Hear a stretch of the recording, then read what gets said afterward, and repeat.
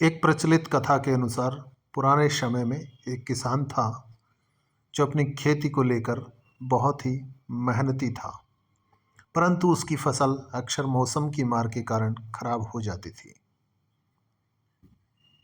कभी मूसलाधार बारिश, तो कभी कड़कड़ाती धूप, तो कभी ओलों की मार उसकी मेहनत पर पानी फेर देती थी। उसने एक दिन आसमान की ओर देखा और भगवान से कहा, हे ईश्वर, मुझे लगता है कि आपको खेती बाड़ी की बिल्कुल भी जानकारी नहीं है। आप गलत समय पर बारिश कर देते हैं, न जाने कब तेज धूप और आंधी कर देते हैं। तभी भगवान प्रकट हुए तो किसान ने कहा, हे प्रभु, आप मेरी प्रार्थना स्वीकार करें, अगली फसल तक मौसम की बागडोर मेरे हाथ में दे दें, मैं जैसा चाहूँ वैसा ही मौसम रहे। भगवान ने मुस्कुराते हुए कहा, तो ठीक है, आज से तुम्हारी फसल के लिए मौसम भी तुम्हारी इच्छा के अनुसार ही होगा। अब किसान ने बुवाई शुरू की। अब सब कुछ उसकी मर्जी से हो रहा था। जब धूप चाहिए होती तो सुहानी धूप निकल जाती थी, जब उसे पानी की ज़रूरत होती थी तो हल्की बारिश हो जाती। उसने आंधी, तूफान और तेज हवाओं को अपने खेतों की तरफ आने ही नहीं दिया।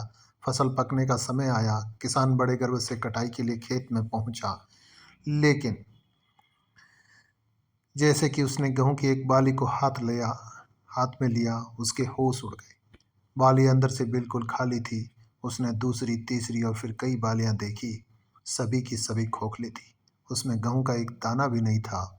तो किसान ने रोते हुए पूछा, प्रभु, क्या यह अन्याय है? मैंने तो इन्हें सब कुछ अच्छा दिया था। भगवान ने शांत स्वर में उत्तर दिया, पुत्र, ये फसल इसलिए खोखली रह गई क्योंकि इन्होंने संघर्ष नहीं किया। जब पौधे तेज हवाओं में खुद को खड़ा करने के लिए संघर्ष करते हैं, तेज धूप और ठंड से लड़ते हैं, तभी इनकी जड़ें मजबूत होती है और बालियों में दाने बनने की प्रक्रिया जागृत होती है। फसल को सार्थक बनने के लिए चुनौतियों का सामना करना पड़ता है। किसान को अपनी भूल का एहसास हो गया। वह समझ गया कि बाधाएं हमें तोड़ने के लिए नहीं, बल्कि मजबूत बनाने के लिए आती है। इस कथा की क्या सीख मिलती है कि बाधाएं ही विकास की सीढ़ी है। जिस तरह बिना संघर्ष के फसल में दाने नहीं बनते, उसी तरह बिना कठिनाइयों के मनुष्य के व्यक्तित्व और प्रतिभा में निखार नहीं आता है। चुनौतियां हमें साहसी बनाती है और संघर्ष हमें जीवन के लिए तैयार करता है।